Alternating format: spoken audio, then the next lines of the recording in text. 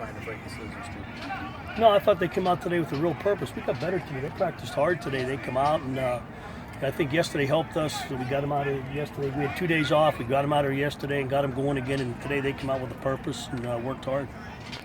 It seems like Jim's talked about kind of the fighting spirit of this team. You guys haven't been blown out. Every game's come down to the end, and they're just not quite finishing, but guys are still fighting. They're going to fight. I mean, they like to fight. They fight with each other. They fight with me. They fight with the coaches. They fight. And you got to admire that.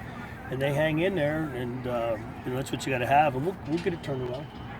Eddie looked like he was on the side today. Is he banged up a little bit? Yeah, Eddie would give him a couple days, and then he got a little ankle yesterday. Stepped on somebody's foot, so he'll be all right.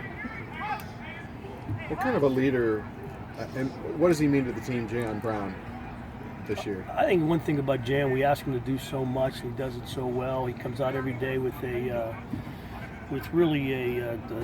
guess it's a get better attitude. He works hard at his craft. He's conscientious about everything he does, and he comes out with great effort every day. And you do that, you get better. You've seen a lot of great defensive players over the years. Is Tag somewhere in the mix?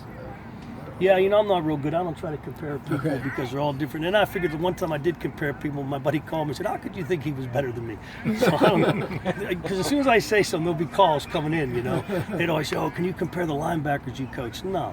My favorite one's the one that paid for my golf last time. That's my guy. But anyway, Tak's an excellent football player, does a lot of great things for us. And, he's just every game he's played well. He's consistent with what he's doing. He gives us great effort, and he gives us a lot of enthusiasm when he's on the field. Is there any one area of his game that's improved the most from last season to now? I think the one thing that's really helped him is him understanding what people are doing now. Last year I think he got lined up, did his assignment, but now he's studying film, doing a much better job of understanding, the pass protection schemes, how people are trying to block him, all those little different things, and he understands what we're trying to do, and he plays. And when you do that, you play a lot faster. And we ask him, we move him around a good bit. He does a really fine job in it. What does Colorado do well? But you have to be balanced. That's the thing about them. They're third in the conference, almost 500 a game. I think it's like 279 passing, but it's balanced. They can run the ball. They do a great job mixing it up.